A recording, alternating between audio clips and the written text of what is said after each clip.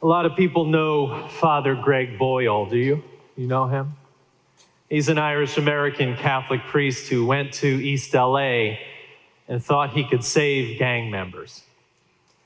He tells a story that after having to do so many funerals for young Latinx gang members that he didn't think he could go on until one morning a young man came into his office. His name was Frank, and 2 days out of prison, Frank walked into Father Boyle's office and sat down. Frank had a tattoo across his forehead that said, "F the world." And Frank said, "You know, Father, I'm having a hard time finding a job."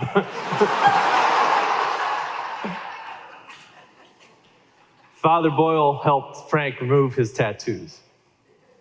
And he started helping gang members remove gang-related tattoos as they left that life. Then Boyle started teaching them to make t-shirt screens and baked goods, and now he has a huge effort to help gang members leave the gangs and get their lives on track with homeboy and homegirl industries. 15,000 gang members come through the doors of his organization each year to leave that violent life. He says, "We do not rescue anyone at the margins, but go figure, if we stand at the margins, we are all rescued." No mistake about it. What I learned from Father Boyle is that often we think of him as courageous, doing ministry in a land of gangs, but that really the ones who are courageous are the ones who come to him, who want to change, who seek out a new life, who live at the margins of society and want to make a choice to live. I learned from him that he is the one who goes to the margin to be saved together with the ones he serves. And I learned that whether we go to the margins of society or just to the margins of our own comfort, that in both those acts, we can find courage. You see, courage, we think of, looks like bold acts recorded in history. We think courage is reserved for those who single-handedly fought off the enemy on the battlefield or saved lives in the fire or stood up to abuse or exposed some international conspiracy or led some underground resistance groups. When we imagine courage this way, we cede the power of it to others. We begin to believe that we aren't and never can be courageous. But courage is also an everyday occurrence. It is done by those who are suffering here in this room. Those who suffer from depression or guilt or shame or struggle and want to be themselves. Those are who are courageous just for showing up. It is those who work for justice, whether alone or hidden in a field of marchers. Courageous for putting their bodies in the way of an issue, even if no songs or stories will be written about them in history. It is those who change their minds and hearts about an idea or a person or a group because they remain open to learning or seeing in new ways. In these ways, the courageous reach for the impossible, breaking down barriers within and beyond themselves.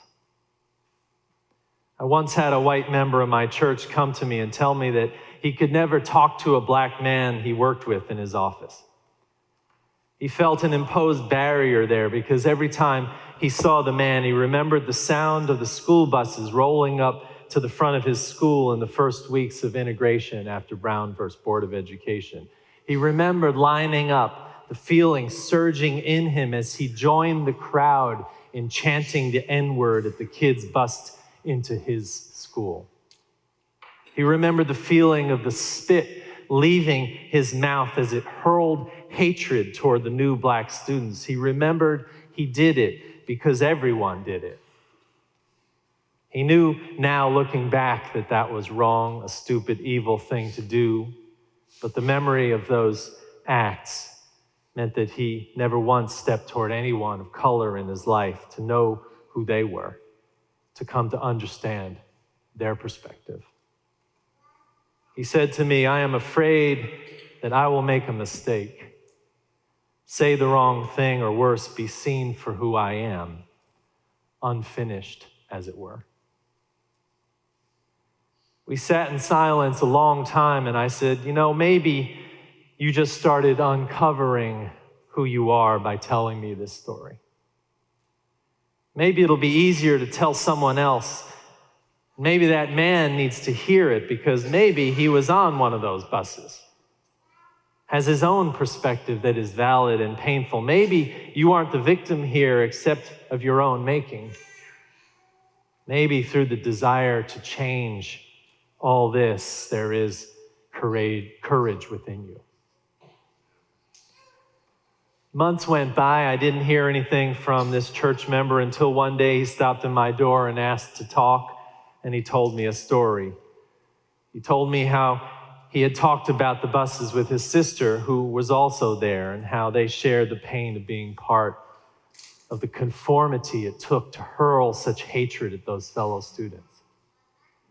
He talked about how coming to grips with his own complicity in that moment was a bridge to be able to reach out to the man in his office, and that they started having lunch on Wednesdays, nothing too intense, but the start of a friendship, maybe a healing, possibly a hope. He told me he learned that his colleague, Harold, the black colleague, had this expectation that white colleagues would be awkward around him. That he, Harold, had understood the distance and even preferred it to the colleagues who approached him like they grew up in the south side of Chicago, greeting him with brother and man, not like the way they greeted the white colleagues. He learned how Harold had experienced this distancing at work and in himself, sometimes wondering about the distance he created between he and his fellow black colleagues.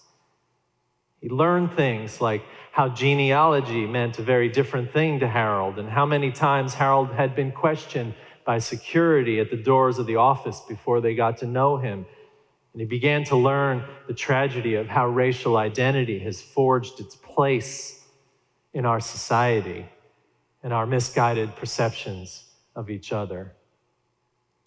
The beginning of an act of courage. Courage, is not only holding up a mirror to your past and yourself, but taking risks that matter. Ones that can leave us vulnerable to making mistakes, to admitting that we aren't whole, that we aren't complete and finished, to admitting that somehow we are all works of progress. Here's what I think. I think the opposite of courage is not what we usually pin it with, which is cowardice, but rather the opposite of courage is indifference. That courage leads us to action and change, and that change is a deep spiritual value of our faith.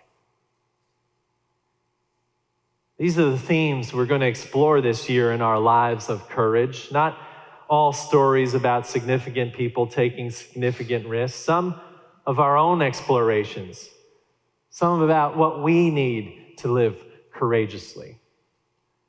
A year of courage will take us on a journey of moral alchemy, the shifts we see in our moral frameworks about how we are influenced to create, how everyday acts in our lives require acts of courage like saying no or saying sorry.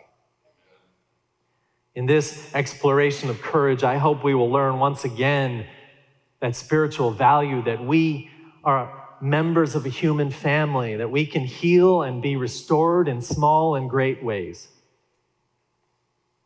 Mother Teresa said, "The problem of the world is that we forget that we belong to each other." Our work this year as spiritual people is to help each other become what God intended. To be enlightened witnesses of change, to see through tenderness and courage, great and small, that we can return each other to who we are supposed to be. to dismantle shame, to dismantle disgrace and bias and hatred, and to open ourselves to a world of hope. To embody this year of courage, we're going to do something today. One effort among many, a commitment that we are making today to dive headlong into our racial equity work. This is not a whole year on racial equity, although this work begins today, it will never really end.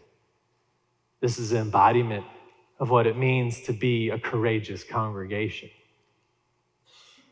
Our racial equity task force was created this summer, has worked through to help us to commit and deepen our response to our world that calls us to do so, to make space to hear those unlike us, to confront the evil of racism, but not by either demonizing or legitimizing anyone by their racial identity, but rather having the courage to see clearly, to draw each other into the family of humanity. As a white person, I am learning how the world seamlessly lets me through its channels, gives me power I did not earn, lifts me up above all because of my skin. That is white supremacy, not hoods and torches, but how we are complicit in such arrangements. And it will take collective courage to dismantle all that, to lift each other up, to remind each other that we belong to each other. And so as one thing that we are doing among many, we are launching our racial equity work today. We want you to meet our task group and hear from them. Darrell, Pamela, will you all come forward and speak to us as my sermon ends and your sermon begins? I'm Darrell Brown, a member of First Unitarian Church Racial Equity Task Force. You see them assembled here behind me. We've been meeting for a few months now, discussing issues surrounding racial equity in our church. We've drafted a statement of purpose that Pamela Ice will now share with you. Good morning. The Racial Equity Task Force believes that our church was founded and developed within a national culture of white supremacy. In these turbulent times, this reality is a critical one for our church and the wider community. The Racial Equity Task Force of First Unitarian Church exists to help transform our church culture from one steeped in the white supremacy system to one that is actively engaged in justice making and liberation. White supremacy, white privilege, white culture, all terms that could cause you to take a step backward. How did we come to these conclusions? This video will help explain. I'm passionate about racial equity here because I love it here. And I think that it's a great, great springboard for what really needs to be done in this community. And the majority of our congregation is white. And yet I think many of them don't realize that racial equality has something to do with them. Someone asked me, I hope you feel comfortable here, and I want more diversity, and I want more Black people in the church. And I had to ask him, I'm like, why? Do you want more diversity so you can say that we are a progressive church, we're liberal, and look at how many Black people we have? Or do you want us here because we can actually contribute? I am willing to do this very difficult work because I care about the other members of the church. We say love is the doctrine of our church, and that we are all in this together, and we promise to be in it together. We covenant with each other to be in it together and to act in a certain way. When I really read the affirmation of this church, that's really what hit home to me. And when I walked in the door, I felt welcomed. I think that there are a lot of members who are well-intending, who have good intentions as far as doing this. It's a place for the rubber to meet the road, and where we could practice, truly practice, radical equality. We have to do this work, this racial equity work, especially, I think, the white members of the church, in order to live up to that promise and to be who we say we are. Talking about things like white supremacy, oh, how hard that is to say.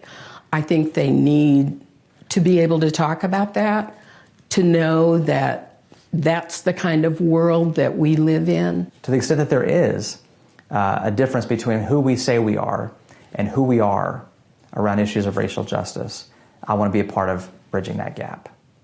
We could be a model for what is possible in society. The truth is that you're going to say things, I'm going to say things and do things that we're going to mess up, we're going to make mistakes. And I've watched some people that really had an interest in diving in hold back because they were afraid of saying the wrong thing or doing the wrong thing. And we all just have to get over that fear.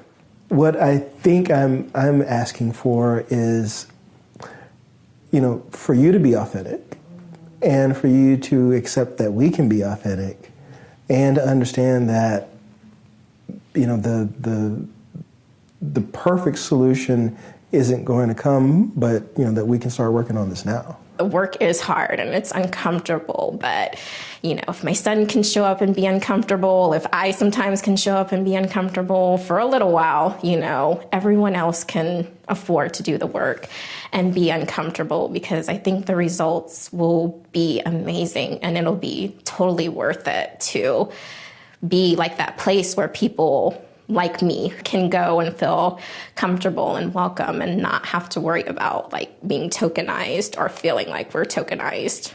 I would encourage my other white Unitarian Universalist congregants here at First Unitarian to join us on this spiritual path to end racism and white supremacy. With everything that's going on in society, I think it's time for this church to take its place in being representative of what that affirmation says.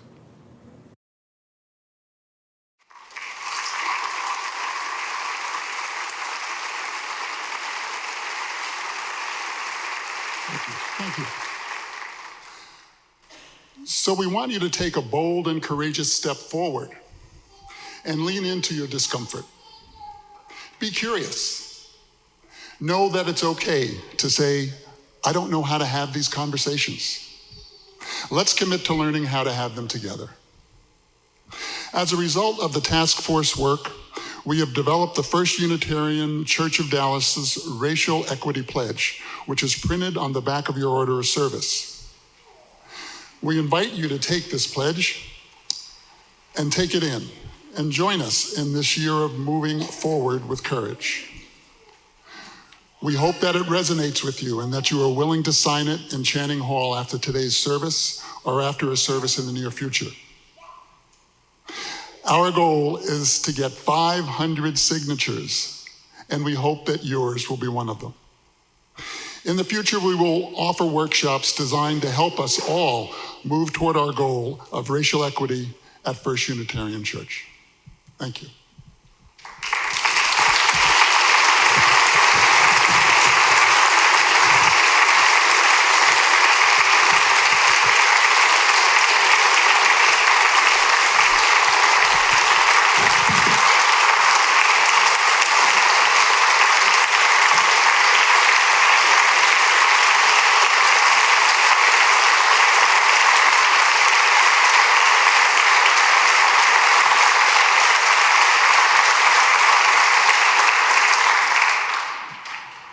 First and foremost, we want to say thank you to the members of the Racial Equity Task Force for taking their time and the courageous action and the vulnerability and the hard work that it takes to come to that work at all and to challenge us as a congregation as a whole to do the same. So thank all of you for your work and your presence in our community.